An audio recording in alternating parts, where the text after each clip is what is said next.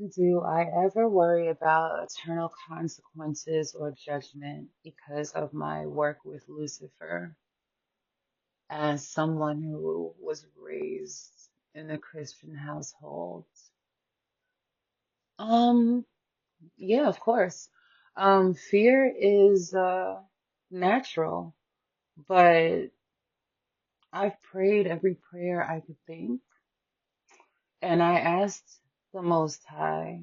I said, God, like, this is crazy. I thought you spoke against this, but this seems to be the only thing in my life that works. And I was joking about doing it, but I'm about to do my first spell. Can you please, like, give me a very clear sign of divine intervention that you do not want this for me? If this is not for me, because I don't feel like burning in hell, like, if this is not for me and if hell is a real thing, God. But, like, I'm like, doing my research and it's making sense, God. Because at the first time I had done spells was like 10 plus years ago, it was like 2014. And I had lost a job and they didn't pay my final check. And then I had trouble finding a job.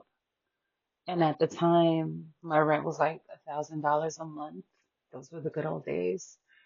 And I was struggling. I was sending out resumes and everything people complain about today with the economy. I was going through that then.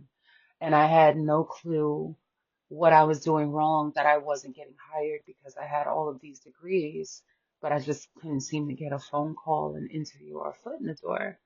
So when I finally found the balls to look up what to do, I came across a book called The Inner Temple of Witchcraft by Christopher Penstack or something like that.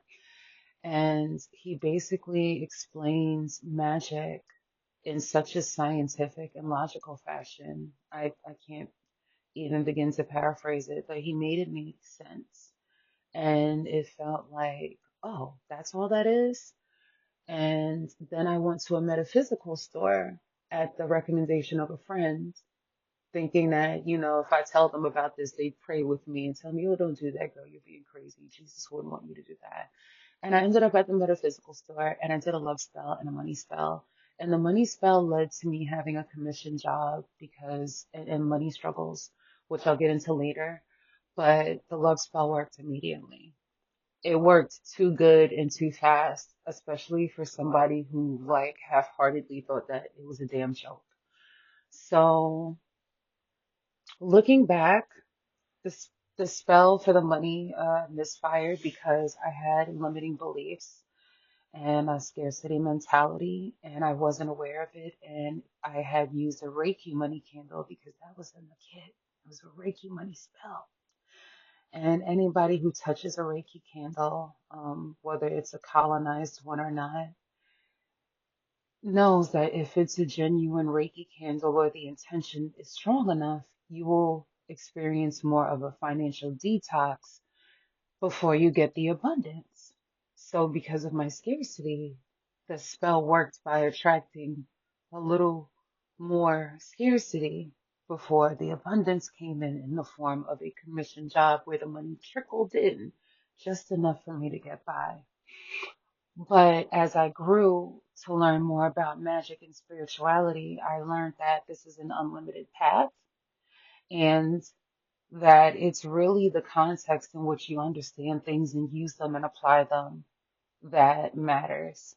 As it pertains to eternal consequences or judgment, I had more nightmares as a Christian waking up in the middle of the night because I took passages literally about judgment. Like I had this really insane belief that being judged by God was like a reality show and you were like on a court appearance and judge was like Judge Joe Brown or some shit.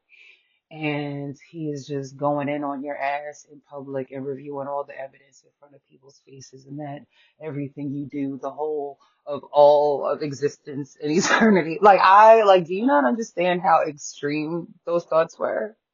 That is a level of anxiety that at this point in my life, I've been doing magic for 10 years and I feel like I've become a better and better person. I've learned to live and let live. I've learned to become a more beautiful person inside and out. Or rather, I've learned to peel off the trauma and the pain I've been through that changed how I showed up in the world so that my uh, true beauty shine through in as many of my natural situations on a day-to-day basis as possible. And I trust that God knows my heart, and I feel like almost every decision I make, I can stand in front of the Lord when it is time and explain why I felt that way. Like if I was asked by Him why I did something, if I genuinely didn't know, I couldn't tell Him. But for the most part, because I really do think that you will have to live with the energy you put out, whether here or eternally someplace else. I do think that there's a part of me that keeps reservation about that, which is another reason I'm very clear with these answers I'm giving here because I don't want to influence anybody who does not need to hear this. So again, take me with a grain of salt, pray over it, have discernment if you feel like you're a Christian that's just tampering on the edge of I just want to know what you're thinking. Um, but I've come to peace with what happens because I know that I did the best that I could regardless. And outside of telling me that witchcraft is wrong, I don't see contextually why.